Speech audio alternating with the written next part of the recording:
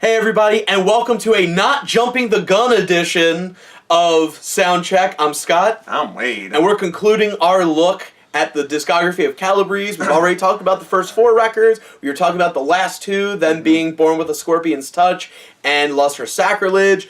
2 albums that I think are a big, comparatively speaking, a big departure from where we had come from. I feel like one being more towards the rock and roll side rather than the punk side, and another delving deeper into like a dark, almost gothic realm. Yeah.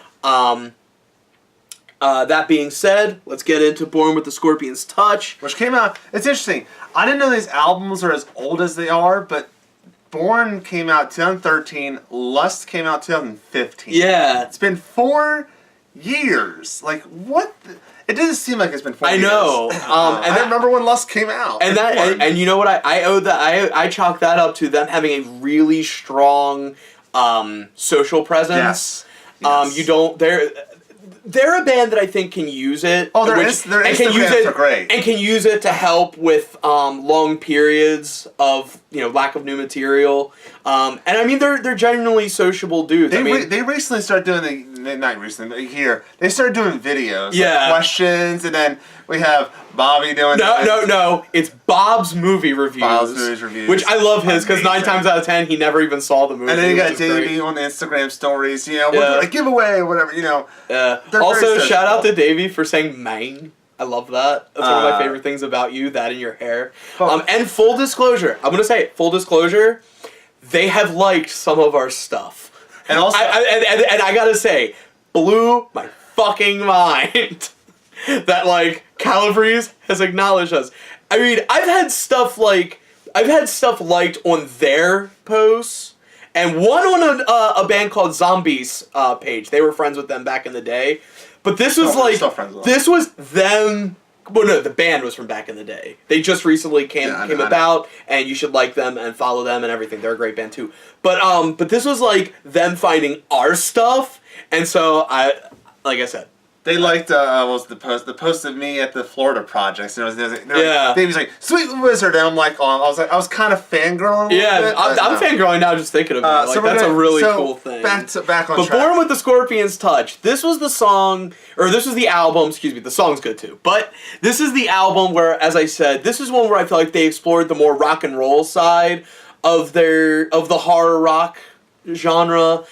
This one, it still has the horror themes, but I think this one they were focused more on song structure and song style rather than just what was in the lyrics and monsters and ghouls and stuff like that. I mean, you definitely hear with songs like "I Want to Be a Vigilante," There's an Evil Inside. Those are 2 songs I really think stand out from the others in the sense of being as different as they are to the other songs on the album. Yeah. So that being said, being such a influential album apparently, to where it inspired other songs on the album to be different. What would you say, Wade, is your favorite song on this album? Okay, this one's tough. This one was tough. This one almost broke Wade. He told me this one. He almost went into a coma trying to figure out what to pick. I had to do some experiments, some hypotheses, some calculations, some experiments, and my scientific conclusion said that my favorite song is "I Ride Alone." That's a good pick. It just kicks in. I believe it makes me think of Indiana Jones. I don't know if it's about Indiana Jones or just the type of movie Indiana Jones is like. You mean good? Kind of tomb raiding, kind of adventure, kind of things. Cold Nazi Doom. Wait, tomb raiding? What, like a Tomb Raider? That would never work as a movie, or a video game for that matter. Anyway, also, I Want to Be a Vigilante is really fun to do. I also like songs. I like Mind Warp a lot. Fun fact, Mind Warp was almost my pick. Mind Warp almost my top pick. Danger and Mind Warp are 2 great songs back to back, and I'm just I usually lump them together because they're awesome. And also Mario has a great break in it. Absolutely. Like, oh my god. Absolutely. That break is so good. So heavy. My pick for the best song on here is There Is an Evil Inside. Good pick. It was almost Born with a Scorpion's Touch and the aforementioned Mind Warp. But the reason I went with this one is Born with a Scorpion's Touch, while very catchy, this song was an example, as I mentioned with this, and I want to be a vigilante. It's a very different song than some of the other stuff, and I think to its advantage, it used it to its advantage.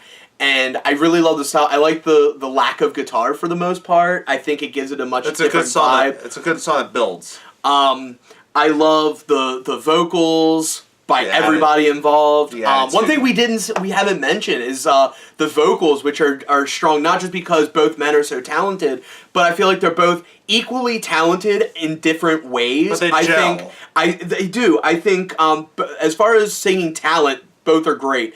I think Bobby is better with like the high vocals, the higher pitched stuff. And Jimmy has like a good rap. Jimmy has like great for like the real aggressive stuff, but the harmonies when they sing together are unbelievable. It's like they're brothers. But like I said, I really love the simplicity of the song. I think I've never seen simplicity done so well and not feel like they were just, it was like making it easier on themselves. It was like simplicity for the sake of art, not simplicity for the sake of ease. And I think this song just really kills it, really good. It's fun to sing along. This was the first song on the album that I actually learned all the words to. And I can play the first half of the song on guitar. Nice. Because there's no guitar for the first half. Oh, nice. Okay. So worst. Not worst. Least favorite. Least favorite. There's no bad Calabrese song. I keep on saying.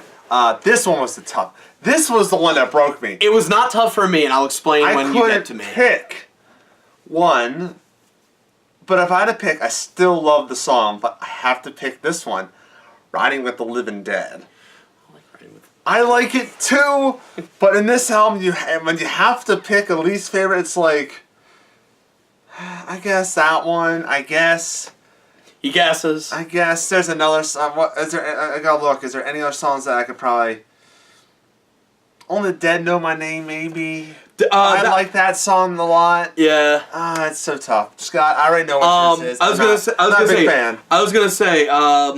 Only the Dead Know My Name was almost my pick, but in further retrospect, I decided the song I would have to pick as the least favorite would be "I Want to Be a Vigilante." And keep in mind, I like the song. Oh, keep in mind, I want to rephrase this. We don't count the intro songs. Right. The reason I didn't pick the reason I picked this one, and you'll understand why I picked my favorite song for the next album. This was the slow one. I like fast music. They're a band that I like that they play fast music, and He's crazy. This was not the fast one. They're crazy. I may be crazy, but it just might be a lunatic you're looking for. Turn out the light. Don't try to change me.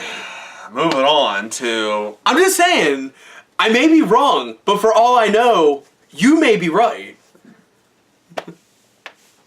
Billy Joel reference. Going to 2 years later with Lust or Sacrilege. Yeah, this one I remember when they dropped the title track, and just falling in love with that song. Well, first they dropped Flesh and Blood. Did they? I don't remember them dropping Flesh and Blood. They did. That was the first one, and then they did Lust for Sacrilege. Well, I remember. But I remember Lust for Sacrilege, being in love with the song immediately, and being ready for the album.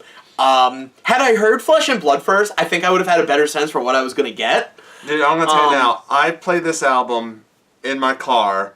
It was in my car stereo for 2 weeks straight, never changed it, always on, just keeps playing. Yeah, it's great. This album really, I was already, all on board of Calabrese, but it seems like every album I'm more and more on board. Yeah. But I didn't know. Like I said, I didn't know what to expect. I had an idea they were going darker. But I didn't think it would be it was like, if all the other albums are like misfits, this was like Samhain into Danzig. Like, it was kind of like a cross between Samhain and Danzig with Calabrese that I wasn't ready for, but did not dislike. Just was not ready for. They also reference Typo, which I can see with Typo. I can see it, but like I said, I get more of Samhain. I know we're divided on this one. I'm pretty sure we're divided on this album. I'm going to go with my best. All right, what's your best?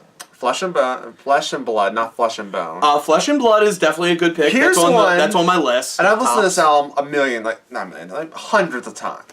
All right. But when I'm actually focusing, okay, what is my favorite song? What is the best one? What is the one that gets in my head the easiest? And I was very surprised because when I first heard this album, I was like, this song's okay. Serpent Flame. That song is a damn earbug. There's a reason. Ear and just keeps playing. There's a reason they made a T-shirt out of that one. Oh my god, so good! And of course, Lust for Sacrilege is great too. And I also have a soft spot, and I really love Drift to Dust. I really love that song a lot. You know, so good. This album is so good. New York Ripper is also very underrated, I think. I think New York Ripper is one of those, because they have a couple songs that feel like previous album songs. Yeah. I think New York Ripper and the song after, I can't remember what it is off the top of my head. It is Lords of the Wasteland! Yeah. Oh my god, I think those ones kind of feel closer, more akin to previous albums, which I think make kind of, depending on what the next album is, if the next album's more like the older stuff, I feel like it was almost like this album was like intended to be an experiment, and like they're like, but don't worry guys, we're coming back with this stuff. But it doesn't matter one way or the other. I'm still down to go wherever. They're a band I'm willing to go with no matter what. What is your least favorite song? Okay, so your favorite song. Sorry, your favorite song. So calling back to my least favorite for Born with the Scorpion's Touch, my most favorite on this album is Gimme War. Because it's the fast one. And let me piggyback off that. My least favorite song, and I've told you ad nauseum, is Gimme War. Well, you've even said it's not so much that you don't like it. It's you think it doesn't flow with the album. Here's my reasoning. The whole album's dark, gothic, kind of like, a little goth rock and a little death rock. Has a little bit of this style and tone of the album. And then you get the Gimme War, which is like a street punk. Like, I feel like it was supposed to be on Born with the Scorpion's Touch, but wasn't. It's not a bad song. I just don't think it works for the album. If you put it on another album, it would work perfectly. But this album's like dark and has a tone like this. And then Gimme War, which is lyrically, tone-wise, does not sound like it's part of the album at all. And I think I'm not saying it hinders the album, but I think if they took that song out, this album would be freaking a masterpiece. You love fast songs, I get it, Scott. If I can piggyback off that, you saying it doesn't flow, I definitely agree. It doesn't quite gel with the other songs, but like you could even look at it as like an intermission or a break from that stuff. It's like, okay, we're doom and gloom. We're gonna take a minute, pump up some energy, and then we'll move on. But the thing is, it's near the end of the album. If that was the case, put it in the middle of the album. No, they don't. They put. I just don't think it works. Like Lords of the Wasteland still has the tone of the album, but it's about Lords of the Wasteland. It's not. It's more close to like a Born of the Scorpion's Touch theme, like the desert kind of idea. But like I said, Gimme War's not a bad song. It's actually a really good song. I just don't think it's right for the album. Right or wrong, like I said, right or wrong, I definitely see where you're coming from.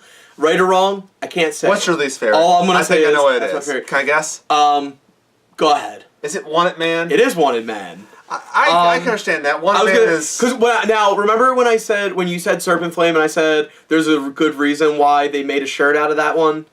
Wanted Man, they made a shirt out of it. I'm like, Wanted Man? Like, I don't know. Wanted Man just doesn't do it for me as much as some of the other songs. I don't know. There's not much to say about it. I think that's what makes it my least favorite. There's just not much to say about it. All right, so rankings. So I kind of made like a list in my head of what I thought would be number one, what I thought the rankings would be. And I was completely wrong. I thought Dayglow was going to be number one for me. It's not. As we know last week, it's not. Number one for me, and this is a complete surprise for me. I mean, I understand, but when you look at the album and you look at all of like the songs on it and all that. Right. Number one for me, Born with a Scorpion's Touch. That is not a bad pick. Number 2, Lust for Sacrilege. It's something, the tone, the vibe, it's me. I like goth rock. I like death rock. I like all that. I mean, I like it too. I just, not as much as he does. Completely all about me. As I wear my Black Craft shirt. Number 3, Traveling. Alright. Number 4, Dayglow Necros. Alright.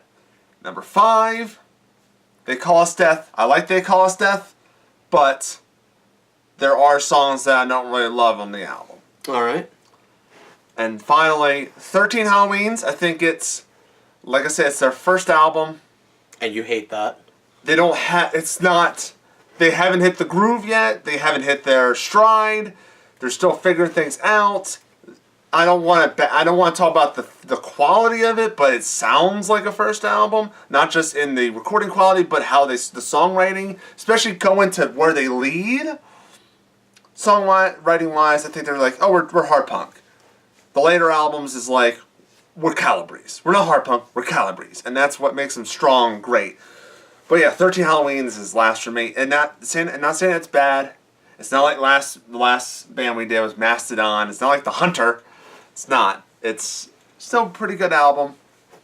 But it's no... Born with Scorpion's Touch, to me, it's the fact that I couldn't pick one bad song, it's a one song I did not like, and how it was so hard. I think it's a perfect album. Alright. Saying it. My picks are going to be very different. I feel like I'm going to strangle like fucking Homer with Bart Simpson right now. Are you little? So my number 1 is Dayglow Necros. Of all the albums, I had the most consistently, fun with this album. This was the one where, I don't know, I was just really giddy. I was really bouncy listening to this one. I don't know what it is, but this album just really speaks to me. Number 2, which I thought was going to be my number 1 going into this, is Born with a Scorpion's Touch. I sing more of the songs from this album to myself than any of the other albums, but I really thought this was going to be number 1. But it was number 2. Number 3, which is another one that I thought was going to be a contender for number 1, was Calabrese 3, Born with a Scorpion's Touch. I have so much emotional connection with Calabrese this. 3, They Call Us Death. What did I say? You said Calabrese 3, Born with a Scorpion's Touch. Oh, fuck. And I'm like, sorry, what? I still got bored on my mind. Calabrese 3, They Call Us Death. I have a lot of sentimental attachment to it. It has Near Twilight, which is, without a doubt, one of their best songs ever written. And like I said, if it wasn't for the track order, it might go higher, but I just feel like, as good as it is, I feel like their best songs are towards the front, and then the second half is, pretty good. Not great like the first half, but pretty good. Number 4 is 13 Halloweens. While Wade has his feelings on debut albums, particularly ones like this one, where it's it feels like a debut, I find a charm in it. Being this is where they came from, this is where they started. And sometimes that's great, because they don't have a lot of... I feel like when you start, you have more free reign. Free range, you can do what you want. And I feel like they did a better example of that, whereas with Traveling, which is number 5, I feel like they had more of a sense of, what was right and wrong, quote-unquote, right and wrong. And I think, it kind of showed a little bit. But with 3, they kind of shook that off and was like, we're going to do our thing. We're just going to, polish it. But Traveling Vampire Show was great. I think what hurts it for me is I felt like it was just a little more of the same with 13 Halloweens, but in no means is it bad. And then number 6, my least favorite. I'm sorry, guys. Sorry, Bobby. Sorry, Davey. Sorry, Jimmy, if you're listening or watching. Lust for Sacrilege. It's a good album, but it just doesn't speak to me the way the other albums do. It's not the kind of album that I would listen to on the regular, whereas some of the other ones were. I attribute it to the darkness element. I attribute it to the goth rock element to it, which I like. I like goth music. I like goth rock. But it just, I don't know. It could be based on what I'm used to. It just didn't quite do it for me. But in no means, if this is the direction, I just want to say, if this is the direction they're going, from now on, I'm still buying the records. I'm still listening to music. I'm still going to the shows. You can't get me off this band. They gotta really do something really bad Not murder. They gotta do Murder something song. bad for me to drop off. But yeah, that's my it. my Let list. us know in the comment section below. Is he crazy? Am I just going crazy right now? Am I a nut? Let me know. Yeah, don't forget to tell Wade he's a nut. Don't forget to tell him that he's wrong. Don't forget to tell me I'm wrong because you know more than I do. Yeah. Like I said, leave a comment. Tell us we're wrong. Tell us that my hat is stupid. Tell Wade that long sleeves are for squares. I don't know. Tell us your lineup. Tell us how you would rank the albums. Future artists to look into. And also, if you have a band that maybe only has like a couple releases, maybe not a long discography, that you think, hey, give them a shout out anyway. Let us know. And we don't just do rock. We also do hip hop. And we'll do it doesn't have just because we say rock and roll never forgets. We do all kinds of genres. Don't be afraid to throw something in there outside of the Rock and Roll Hall of Fame. You can say rock and roll. There's a lot of people that are in rock and roll in the Hall of Fame. Yeah, we're definitely open. We're definitely open to other stuff. Just I would say, don't give us classical. That's the only thing I would say. Don't give us like classical or orchestral music because I don't know what the fuck I'm talking about. They don't have albums. They're more just pieces. Anyway, well, no, some composers nowadays do.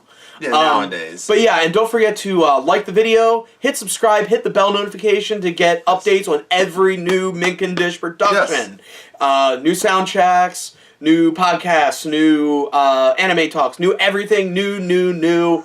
You'll get first crack at it, all by clicking the bell, hitting subscribe, and it makes us happy. The more the better. The more the merrier. Until next week. We're starting new. I'm getting out of the chair. All right. And I don't know if they dropped the album before. You'll probably before this review. You'll probably already know. We probably already did that review, and then you'll hear the rankings, the updated rankings for. I don't know. This video's gonna be edited. But my point is, next week. I didn't know Wade was gonna announce this, so I'm gonna let him do it. Unless their Calabrese new album comes out next week. And we might do both. I'm getting out of the seat, and Joe's going to sit here. With me. And you guys are going to do Pantera. And for the record, no pun intended. Well, you know what? Fuck it. Pun intended.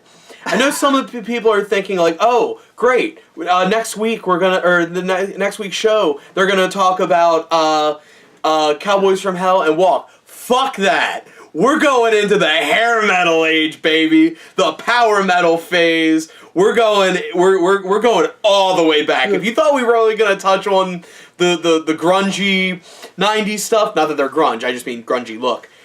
You're dead wrong. We're going all the way with Pantera. So we will see you then. Until then, though, I'm Scott. Wade. Reminding you that rock and roll never forgets, and neither do we. We will see you there.